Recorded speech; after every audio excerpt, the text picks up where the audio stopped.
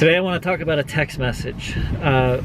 It's not exactly about a text message. It's about going through a crisis and the things that that a leader learned through a crisis. So that's what we're going to talk about.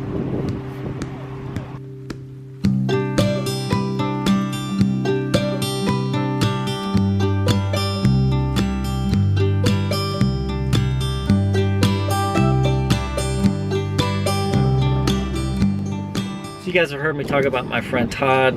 We went camping this past weekend, and when we got back this week, he had tragedy strike his organization. One of his teachers unexpectedly passed away. Family was left with a horrible loss, and Todd was left in charge of an organization trying to deal with a crisis that he had never dealt with before. And as I just tried to support him and encourage him during the week, I was really impressed by how he handled it. And then he shared a text message with me yesterday that I was just kind of blown away by. And I asked him if I could share it, and he said yes. So here's what I learned from that text message. There's a couple of things about Todd's text message that really stood out to me. And I'll just read you a piece of it here. He says, "Nothing in leadership training prepares you for a day like today. I did learn something about it though. Above all the data and outcomes and bottom lines, leaders must foster the relationships of our organization. Without that, we have nobody to celebrate victories with, and more importantly, nobody to lean on in times of trial.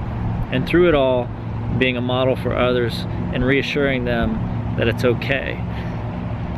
What was interesting to me about that is Todd talks about the priority of a leader being to foster relationships within the organization. And that often gets couched as culture, but when we talk about culture, it's this nebulous thing that we have a really hard time getting our hands on. But when I ask you as a leader, are you fostering relationships within your organization? Are you trying to connect people with each other? Are you trying to make sure that people have a personal connection that goes beyond their roles and responsibilities and duties of the organization, and that they have some kind of intrinsic relational reason to show up for work every day?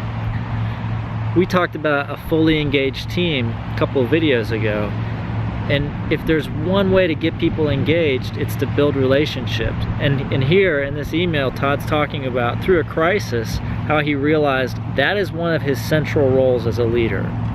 If he's not doing something to help build relationships, not with him, but making sure that his people connect with each other, then he's failing as a leader. There's two areas that he points out where you see that show up, and this was really interesting to me, because I'm very pragmatic, I'm like, you know, how do you solve the problem? Give me a tip, give me a step 1, 2, 3, give me a tool that I can use to solve the problem. And what I loved about this is he says, unless we build those relationships, we have nobody to share our victories with. And when a crisis hits, we have nobody to lean on in that time of crisis.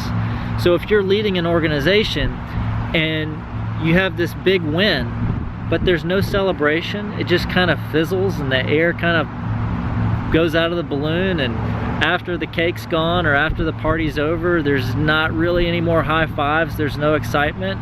It's probably because you haven't done a good job as a leader fostering those connections. People don't feel connected, so there's nobody to high five, there's nobody to celebrate with. And if you're stuck in a time of crisis, if tragedy strikes your organization and you haven't built those relationships, it becomes really obvious when people don't have anybody to lean on. So those are two kind of litmus tests you can use to understand whether you're holding up your end of the bargain as a leader. So thank you, Todd, for allowing me to share that. Thank you for being a great leader and a great model, a great example to me. I really appreciate you. I appreciate what you taught me through this. See you guys tomorrow.